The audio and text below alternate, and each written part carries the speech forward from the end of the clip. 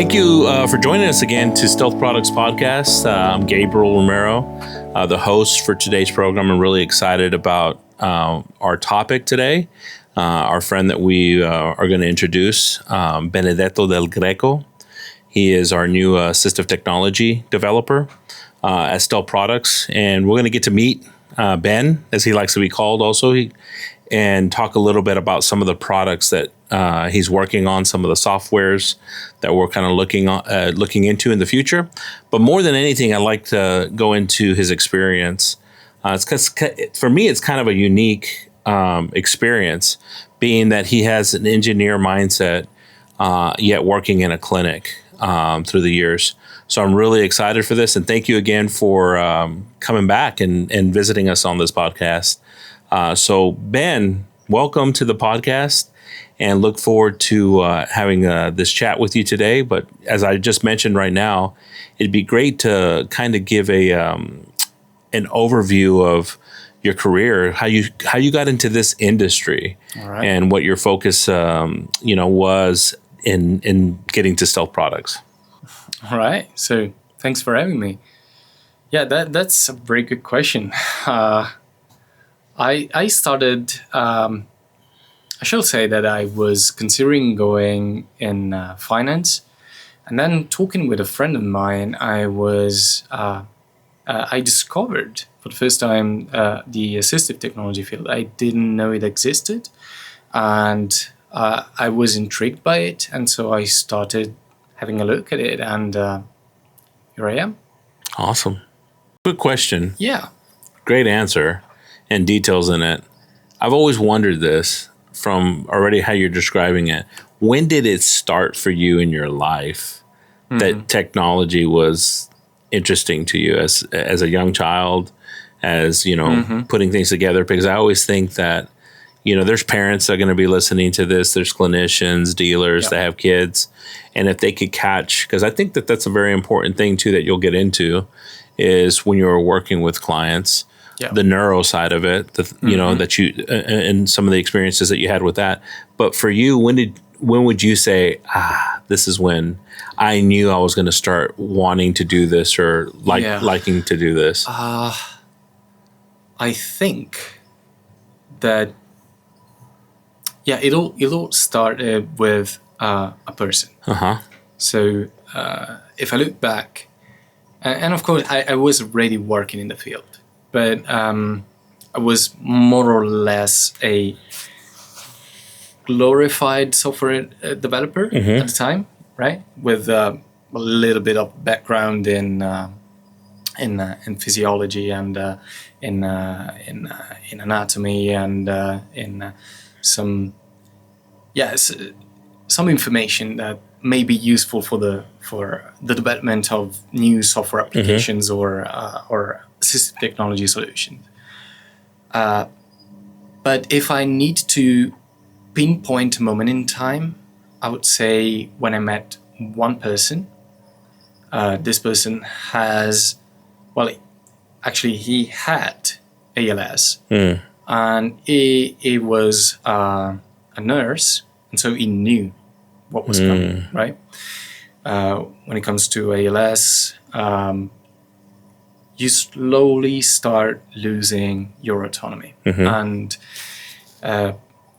this person was became a dear friend of mine when we started working together towards this path of finding the best solution for him and each time or of the evolution of his disease. And when I finally found, and it may sound as a cliche, but he liked to write. And the moment he lost that ability, he closed himself like in a closet. So he depression. He didn't want to talk to anybody. And I don't want to trivialize the depression or the dark areas where our mind may go in in such a scenario. But when we started working towards a solution that could give him back autonomy for writing, Yeah. and so we were assessing the use of an eye tracker, and so use his eye gaze to control a device and then write using that device. It is like something clicked in my mind, because we were not using just an eye tracker, but we were using different input systems, right? And we had a multimodal approach, because he didn't like the eye tracker at first, and then he went to use it proficiently with different input systems that were useful for him. And in that moment, again, it is as if I had discovered what I wanted to do, what I truly wanted to do with my life. Because that little smile that I saw on his face when he understood that he could ride at a reasonable speed was like, okay, I believe I want to do this for the rest of my life. Because again, I did nothing in that moment. The disease was still there and it was still going on. But that brief moment, that brief half of a smile was enough to say, okay, if I can give my contribution to this work, Amazing. I want to be that. Amazing. Right. Great. I think I can speak also on my moment, my experience too, and it's great that how you probably remember so many details of that moment, all the effort to it, and for mine it's lasted, going on 25 years from my first experience with a client and changing their lives and having an impact in it.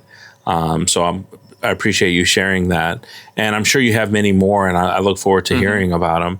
I like how you just described the process that you take with clients. I think that's something very critical and important.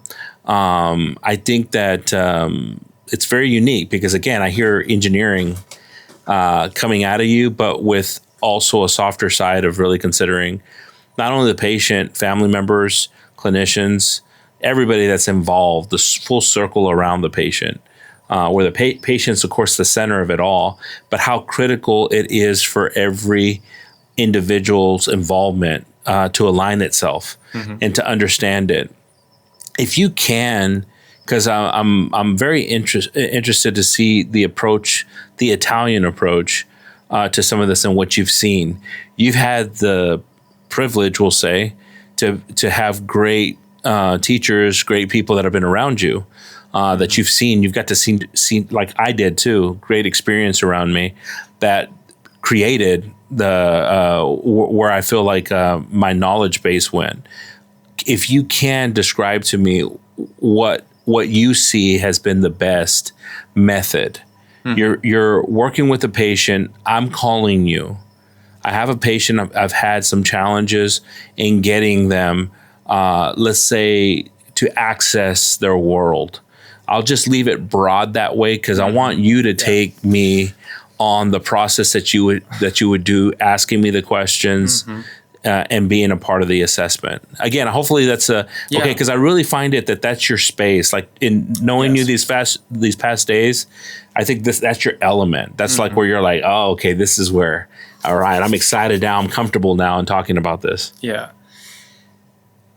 It's funny that you ask that because I mean, don't get me wrong, there are amazing professionals in Italy when it comes to assistive technologies and the use of, like in neurorehabilitation, I believe we have great minds there. But when it comes to the best teachers, I would say my patients. Yeah. I would say nice people that I had the privilege to assess when it comes to assistive tech.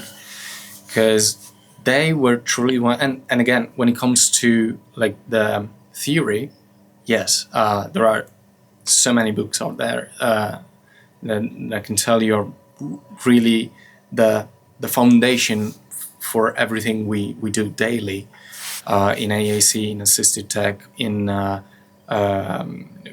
again, as I told you, for anatomy, for everything else. But when it comes with the ability to solve a problem, what you really need to do is listen to the person that you have in front of you. Because sometimes, and this happens in the clinical world sometimes, not everybody does that, but I feel like some people focus on the condition rather than the person. Right? Okay. And you need to remind yourself that there is a person in front of you. Good point. A person that has like dreams, and they live in a particular context, and they have, yes, a condition that gives them some level of limitation for some stuff, and it is extremely important to take all these aspects into consideration. And if you look at the scientific literature, you will find those frameworks, right? There is the HAAT framework that describes you what are the things that you need to evaluate during an assessment. You need to evaluate the assistive technology, the person, the context that they live in, and the condition. So there are a few elements that are part of the HAAT framework that you can use to make a proper assessment. And then there is the experience, of course, and the approach that you have. So a big role is played by the experience, and so the ability to find the right tools to solve a specific problem, and the approach that you have. You need, in a way, and it depends from condition to condition, but you need to be able to, in a certain way, tell the person, the patient, what is your idea, what is your goal, what you can provide them. It is not just, oh yeah, you're paraplegic, you need a wheelchair. It is something more profound than that. Yes, I'm giving you a wheelchair because I want you to be able to be autonomous in what you do, right? And so it's in part autonomy, it's in part your social life. Because right now, if you're sitting on the bed, you need to wait for friends to come at you, right? And I'm talking about the simplest thing that you can possibly imagine. Now, try to think about that when it comes to a CP, for instance, or a DMD, or I mean, you can say some other more difficult condition to manage. In those cases, you talk to the person, you talk to the caregiver, and you need to explain to them what are the possibilities. Because most of the time, they do not know what they could be capable of doing. Correct. Right? And so your job as, in the States, you have ATPs, right?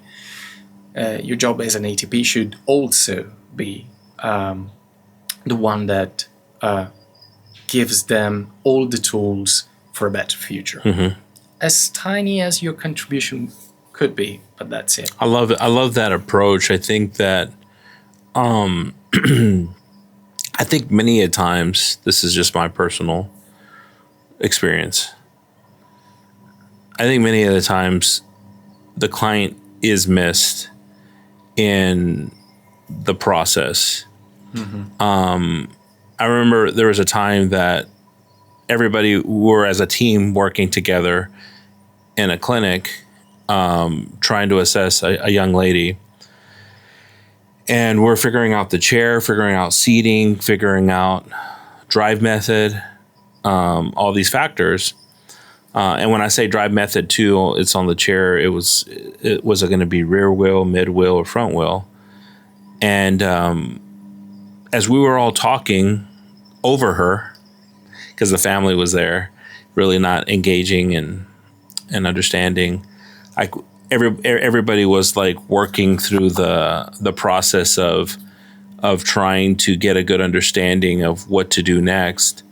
I think I might have asked either a sibling or a parent, like, what does she do during the day? Mm-hmm.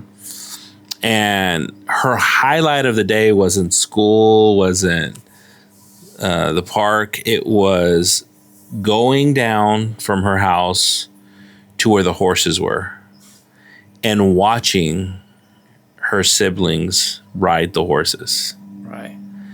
And that was a big difference on what we were going to do on the wheelchair, suspension wise, and also where the motors were located to make it effective for her to be able to get the power in the right place where it was going to be at. And having that understanding, as that was a primary, that was going to motivate her to, if I can do that and not somebody take me down and decide when I want to do that independently, I'll learn all this other stuff. So I think that based off of what you're telling me too, and this sometimes isn't taught. Unfortunately, this is a feel like you mentioned, but I think it's something very important to talk about, is that if you can always find the why that somebody wants the independence, usually everybody's other things that you're trying to teach them, they'll automatically just do it because they found, hey, I can now communicate with my friends. Yes. I can get on Facebook and talk to my friends. Right. And do that. If, I had a patient that had a sports injury and I'm seeing them 2 days after the injury, they had just put the trach in that morning. Yes. And you talk about, a mental state of not wanting anything.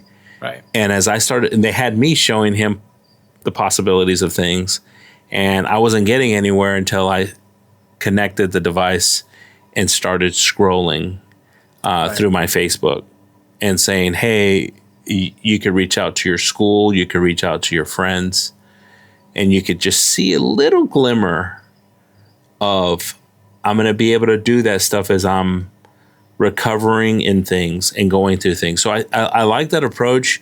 I think it's a very important approach. I also think that it's a team approach that's critical, because I've had situations where it's easy to get the patient bought in, but sometimes there's factors around the team where it's like, how will I transport the chair? Yes. How can my home's very small. The school's not going to allow this, just different things globally speaking. And I think that's challenging. And I always try to encourage conversations that are different from the positiveness to be held independently. Right. If there's concerns, I don't want to tell somebody that's about to start learning how to drive the concerns of safety, them being told that, and that fear gets built in them.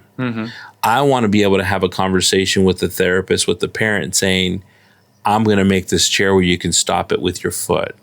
Even if the tire went to your foot, it's not going to have enough power to go over your foot. We're going to make it very simple for the training, like training wheels, and have those type of conversations, and then bring it to the patient so the patient can feel secured and comfortable. I've had situations where the atmosphere has changed and it becomes a little bit more challenging because I might have had a clinician that was feeling a certain way about something, or a parent.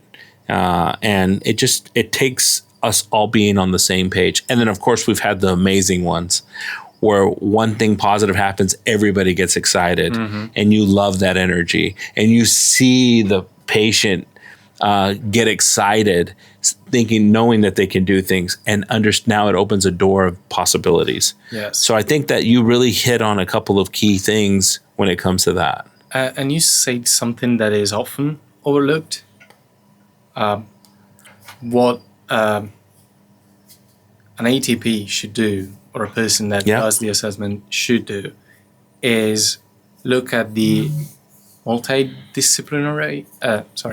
The multidisciplinary approach, right? Because this isn't something that just one person can do. We were talking about my experience, but I was fortunate enough to have a big team behind, like people that I trust, clinicians, doctors, technicians, all people that could help me to find and to understand the right things in the right moment. Right. The thing that I probably brought to the table was the customization. Sure. So one thing that is unfortunately not covered by any codes here in the US, but same goes in Italy, is the approach when you provide custom solutions. And so sometimes, not most of the times, because most of the times you find a way to use a ready-made tool, right? Something that you find off the shelf. Yes. But sometimes you don't. And I'll give you this experience because it's one of them of the last one that I had. I had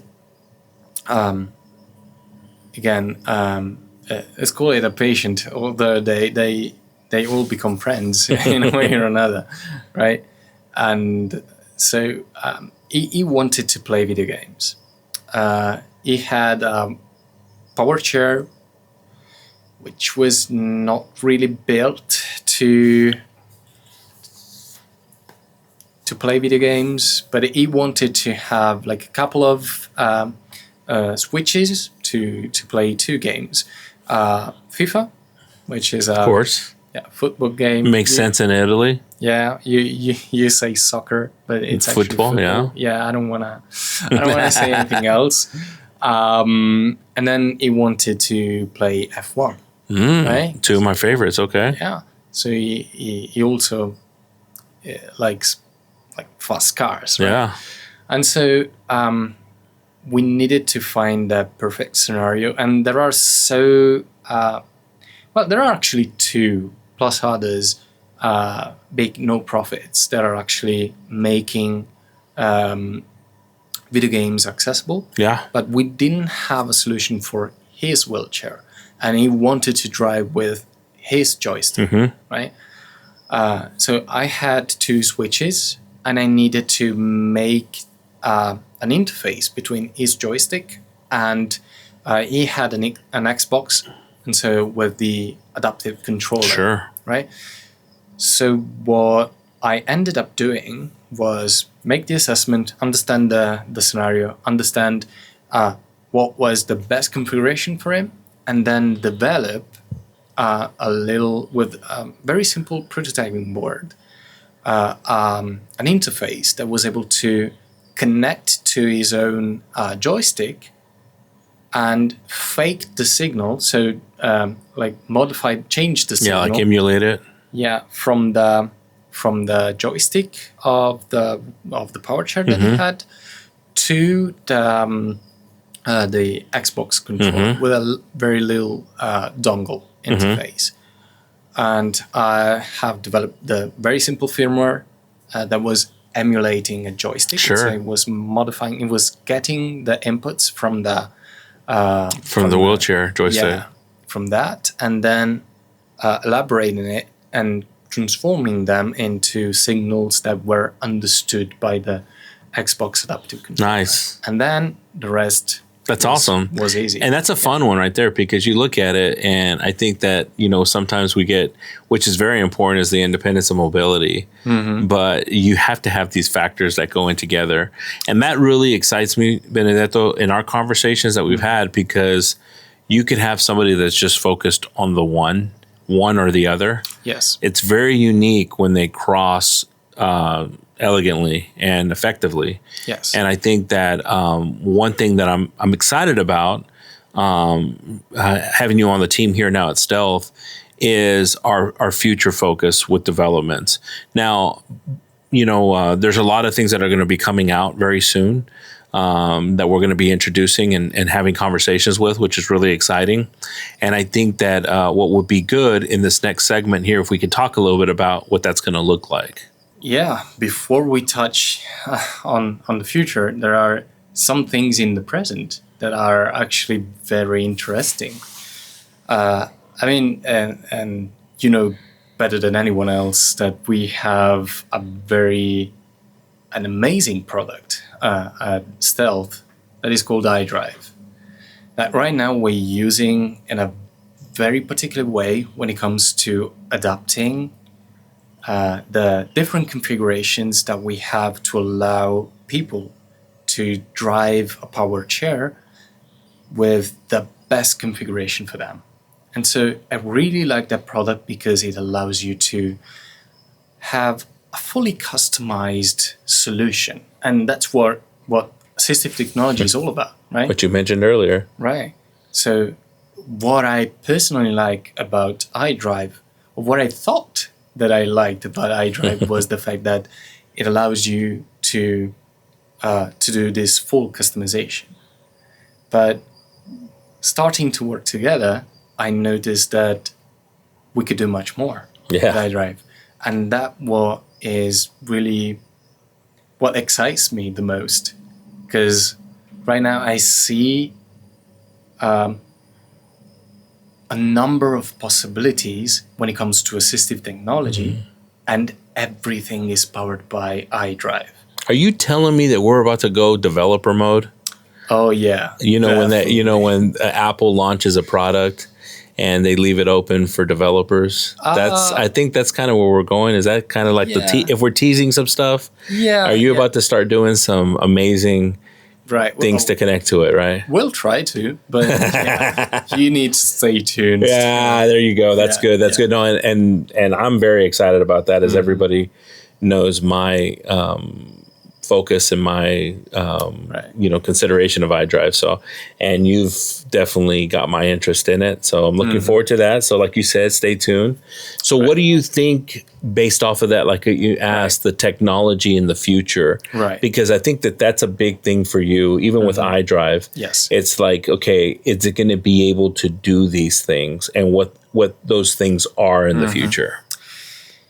You know, when it comes to technology, I believe there's a very big gap between assistive technology, or the technology we use in assistive technology, and the technology that we find in the market.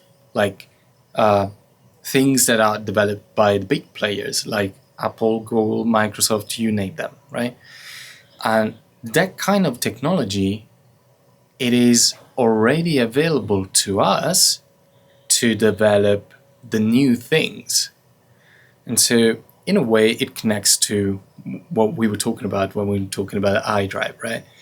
But the way I see the future when it comes to assistive technology is a much better integration of the consumer technology into assistive technology. And of course, there are so many like safety considerations that we need to discuss, but you need to adapt a few things, but at the end of the day, everything is feasible, right? Yeah. We just need to wrap our head around how to do it and how to bring these kind of solutions or similar solutions to the market. The final goal to me would be integrating different kind of technology so that the user will have a higher level of autonomy when they are seated on their wheelchair or when they are in bed.